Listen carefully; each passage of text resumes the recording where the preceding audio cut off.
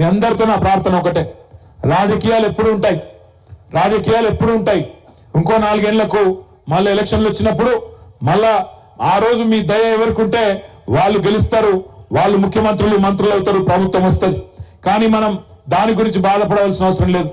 ప్రజాస్వామ్యంలో చాలా కామన్, ఒకరు గెలుస్తారు, ఒకరు ఓడిపోతారు. గెలిచిన వాళ్ళు ప్రభుత్వాన్ని నడిపే అధికారం వస్తుంది, ఓడిపోయిన వాళ్లకు ప్రజల తరఫున కొట్లాడే అవకాశం వస్తుంది.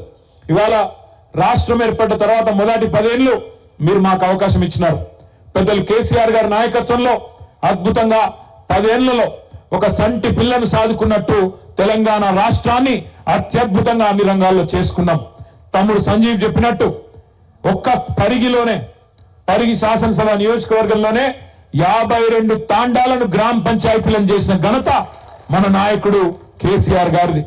రాష్ట్ర వ్యాప్తంగా 3200 పైచిలకు తాండాలు, గిరిజన గూడాలను ఇవాళ గ్రామ పంచాయతీలు చేయడమే కాకుండా కొత్త మండలాలు ఇక్కడ మన పరిగిలో చౌడాపూర్ గాని, మహమ్మదాపూర్ గాని, ఇంకా మొత్తం రాష్ట్ర వ్యాప్తంగా వందలాది మండలాలు, కొత్త రెవెన్యూ డివిజన్లు, కొత్త జిల్లాలు, కొత్త గ్రామ పంచాయతీలు, కొత్త రాష్ట్రమే కాకుండా పరిపాలన ఫలాలు మీ ఇంటి ముంగటికి రావాలన్న ఉద్దేశంతో వికేంద్రీకరణ జరగాలి, సంక్షేమ ఫలాలు, అభివృద్ధి ఫలాలు డైరెక్ట్ గా ప్రజల కాడికి రావాలన్న ఉద్దేశంతో ఇవన్నీ చేసుకున్నాం.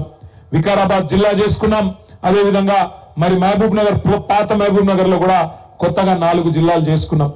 ఆ రకంగా 10 ఏళ్ల పాటు అద్భుతంగా అభివృద్ధిని, సంక్షేమాన్ని జోడెద్దుల మాదిరిగా జోడించి ముందుకు తీసుకొని పోయినాం. దేశంలో ఎవరు ఆలోచన చేయలేదు. రైతు బంధు లాంటి కార్యక్రమం భారతదేశానికి స్వాతంత్రం వచ్చిన తర్వాత మొట్టమొదటిసారి 12 విడతల్లో 73,000 కోట్ల రూపాయలు మాట ఇయ్యకపోయినప్పటికీ, ఓట్ల కోసం ఎన్నడూ కూడా మేనిఫెస్టోలో పెట్టకపోయినప్పటికీ 73,000 కోట్ల రూపాయలు మీ ఖాతాల్లో అటు నాటేసే టైం వచ్చిందంటే టింగు మన సప్పుడవుతూ బ్రహ్మాండంగా మీ ఖాతాల్లో డబ్బులు వేసిన నాయకుడు కేసీఆర్ గారు. 73,000 కోట్లు రైతు బంధు రూపంలో, 28,000 కోట్లు రైతు రుణమాఫీ రూపంలో 2 దఫాలుగా మీకు రుణమాఫీ చేయడం జరిగింది. ఆనాడు మరి నాట్లేసే టైం వచ్చిందంటే టింగు మన సప్పుడు వస్తుండే. ఇప్పుడు వస్తున్నదా? మన ముఖ్యమంత్రి గారు చెప్తున్నారు కోస్గిలో, ఏమంటున్నాడు? టింగు కాదట, టకీ అట. ఆయన ఎట్లున్నాడంటే కేసీఆర్ ఎడ్డవంటిన తెడ్డవనాలి, కేసీఆర్ టింగు అంటే టకీ అనాలి.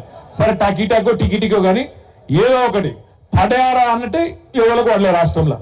ఏం చెప్పిండు ముఖ్యమంత్రి ఆ రోజు? ఈరోజు 26 జనవరి, ఈరోజు బంద్ ఉంటాయి బ్యాంకులు, కానీ మీరు తెల్లారు కొట్టంగా లేవగానే మీ ఫోన్లు మోగుతాయి, టకీ అని పడతాయి అన్నాడు. పడుతున్నాయి టకీ అని. తులం బంగారం పడుతుంది ఆ టకీ అని. మా అక్కలు నడుతున్నాం, మా చెల్లెలను, పడుతుందా తులం బంగారం టకీ అని? శైలి లేపి చెప్పాలి, పడుతుందా పడతలేదా? 2,500 పడుతుందా టకీ అని? పడతలేదా? స్కూటీలు వస్తున్నాయా టకీ అని? అసలేవా? మరి స్కాలర్షిప్లు పడుతున్నాయా టకీ అని? పడుతున్నాయా పడతలేవా? రైతు బంధు పడుతుందా టకీ అని? ఆఖరికి సఫాయి సిబ్బందికి పైసలు కూడా పడతలేవు టకీ అని. గ్రామ పంచాయతీ సిబ్బందికి, మున్సిపాలిటీ సిబ్బందికి వాళ్ళ జీతాలు కూడా పడతలేవు టకీ అని. ఇక ఈయనేమో టకీ అని కొత్త కథలు చెప్తాను.